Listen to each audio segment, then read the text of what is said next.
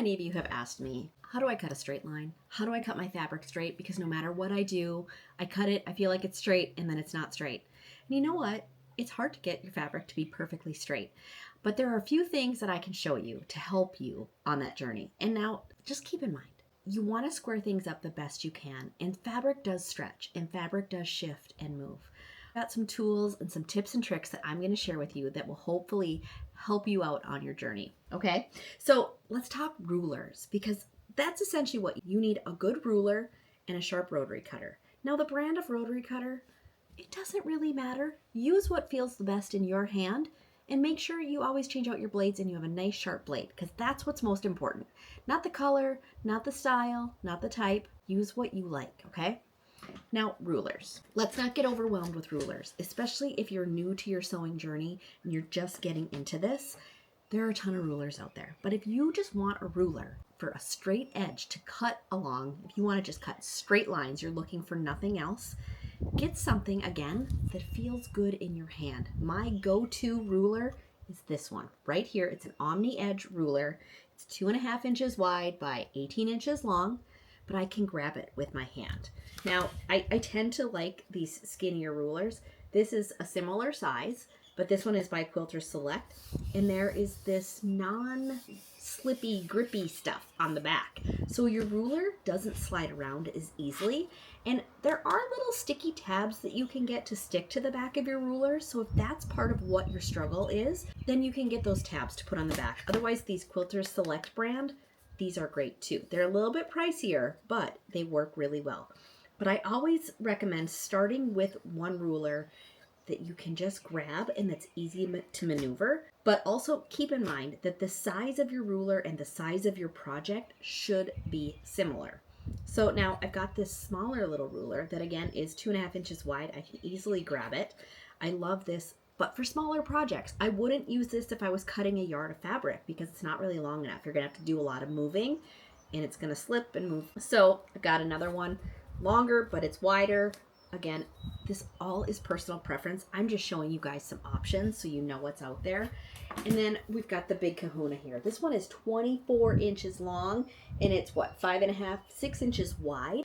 But this is great if you're cutting a lot of yardage. Now, if you're making purses and tote bags and smaller projects, these 18-inch rulers are great. But if you're doing some things that are bigger, you might want to get this bigger ruler. This isn't my everyday ruler, is the 2.5 inch wide, but that's what I prefer. So you need to figure out, like, what do you think you would like best? What would work best for you and what you're doing? Now, having said all that, we're just gonna cut up some scraps of fabric so that I can just show you some things when lining up your fabric. Now, we've also got a cutting mat here. Now, depending on the type of cutting mat you have, your lines may or may not be accurate or straight. I've heard from people that there are certain brands out there where the lines aren't quite straight or they're not really an inch apart. Check your cutting mat first. Before you use it as an accurate guide, just check. So, that is the same with rulers. If you're buying your rulers on Amazon and it's an off-brand, your markings might not be correct. So just double check everything. But I have checked this cutting mat before, and I know that this ruler is a good quality brand. Everything is accurate. So I use my cutting mat in conjunction with my ruler to make sure that I'm getting nice, straight, even seams. The other thing you want to do before you start cutting is iron your fabric. Get those wrinkles out, especially if you've got deep wrinkles, like from a fold or something. You want to press those out for the best results. Now, maybe you have a huge piece of fabric and you only need a piece that's 10 by 10. And you don't want to iron the huge piece of fabric. You just want the piece that you want to work with today. I always cut bigger than what I think I'm going to need, then I press it, and then I bring it back and I square it up to the size that I actually need. Because I know you don't always need the whole piece, you know what I mean? So you can also do that, but it's important to press and then re-measure your fabric. I always do that because sometimes, depending on your fabric quality, depending on your iron, if you use steam, if you use starch, your fabric might shrink, your fabric might stretch. It all depends on how you are doing these things. So just keep that in mind when you're cutting your fabric, and just know that you might need to measure things a couple of times. And I always go a little bit bigger, because if it does shrink on you after you press it, then you don't have to recut the whole thing. Make sense? Okay, let's get started with some cutting. When you're cutting, what I like to do first is lay it on my cutting mat and see if there's a straight edge anywhere.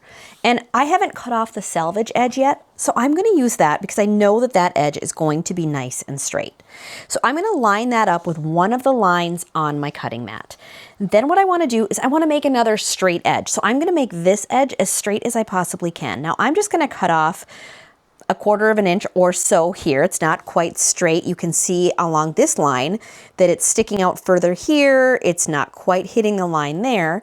So what I'm doing is I'm laying my ruler and I'm matching it up on the cutting mat with the dots here. That's my 1/4 inch mark. But also what I'm doing is I'm looking at this line right here and right here. And I'm just matching it up. And I don't know if this top edge is straight yet, but I'm just looking to make sure my lines are straight here, my lines are straight there. And then I'm going to take my rotary cutter and I'm just holding pressure on my ruler. The nice thing about the Quilters Select is that there is some grip and you don't have to hold as much pressure. But I just spread out my hand like this. So I'm holding pressure with my thumb and my fingers, and I'm putting the pressure on the ruler itself, not on the rotary cutter. You just want to go with a nice light cut with that rotary cutter. You shouldn't need to press really hard with your rotary cutter. So now I know that I have 2 sides that are perfectly straight. So then what I can do is I can turn it if I want to straighten up this side. And again, I'm lining it up here with this line. And now I'm lining up the bottom with this line here, and I can see that this side is not straight at all. It's very wavy. So we're gonna do the same thing, and I'm gonna use the 1/2 inch mark on my cutting mat as my first guide, and I'm gonna line up my ruler. Now that line is a little bit thicker, so I'm making sure that I'm lined up on the same side of those dots, because I could be lined up on the outside of the dots here and the inside of the dots here, which would result in a crooked line. So no matter what your line looks like, make sure you're on the same side of the line. Be off just a little bit. And now what I'm looking at is it matching up here? Is it matching up there? Is not as important because we haven't trimmed that part yet. So then I'm going to take my rotary cutter and I'm simply going to cut here. Now, this piece is a little bit longer, and keep in mind, because of the type of ruler I'm using, because this is grippy, it doesn't really move easily. If I had this ruler here, it slides around, where this one, it does not slide around, okay? So that's another reason I love the Quilters Select brand, but any ruler will work for this. Now, keep in mind when I was talking about ruler size earlier, this is where you wouldn't necessarily want to use this short ruler to cut this long strip, because you'd have to mark it, line it up over here, and then mid-cut, you'd have to slide it up here. It can be done, it's just not the most convenient, it's not the easiest way. Now I'm going to use a ruler that doesn't have the grippy on the back to square up this last side. Now here's where I could use the shorter one, but we're going to use the longer one here. And again, I'm matching up my lines, I'm using my cutting mat to see I'm straight across there, here, and the bottom. So now I know that these 3 sides are all straight as they should be. So I could use this short ruler, because what you want to look for is you want to make sure your ruler hangs off both ends where you're cutting. You know, I could use this bigger ruler, but this is more to hold steady. You know, because it doesn't have any grippy on the back, I would want to place my hand in the middle so it's over the fabric where I'm cutting. I wouldn't want to hold my ruler down here and cut, because the chances of it slipping while I'm cutting are really good. So I could line this all up just like we've done the last ones. And right now I'm using this mark here. I'm using the marks on my cutting mat. I'm at the 1/4 inch line, which is just dots on this cutting mat. And so now I'm going to show you, like if I cut here, did you see my ruler move? It slowly moved because I'm pressing with this, which is moving the ruler over. So that's why we don't want to hold it down here. You want to put your hand right over the fabric where you are cutting. So now let me show you with the smaller ruler. And I'm going to hold right over, because that's kind of the only option for holding, right? Because I don't have a lot of excess of the ruler. And I'm going to cut. and we have a nice straight line. So keep in mind ruler size for your project. I definitely would not want to use this big guy on this little piece of fabric. Now, could I? For sure. And if this is the only ruler you have, the way you want to do this is you want to line everything up with your markings. Once again, make sure everything is straight and put your pressure over your fabric where you're cutting. Not down here, not up here. Put your hand here, make sure it's clear of the edge. I always, if your ruler has these guides, like this is a 1/2 inch mark, I always make sure my fingers are on the inside of that because these blades are sharp. They will cut you, so just be careful. But once you've made sure everything is where it needs to be, and you can even hold your hand flat. This is just typically how I do it. So you can either hold your hand flat, or I like to just put the pressure on my fingertips. I feel like I'm getting a better grip when I hold it that way. Do whatever works best for you. But again, put the pressure down with your fingers on the ruler and then cut lightly with your rotary cutter. If you have a nice sharp blade, that shouldn't be an issue for you at all. And look at how straight that strip is that we just cut. Now, we've still got that salvage edge on here because we started with that because we knew it was a straight edge. But we're not going to sew with that salvage edge. So let's get that off of here too. And then I'm going to use this longer, non-grippy ruler. And now I can see where these dots end. So you want to make sure to trim off at least that much, if not a little bit more, depending on the size of the fabric that you need. Now, because this is a little bit longer and I can't span the whole length of my fabric, I'm going to put my hand in the middle. And then again, use lighter pressure with that rotary cutter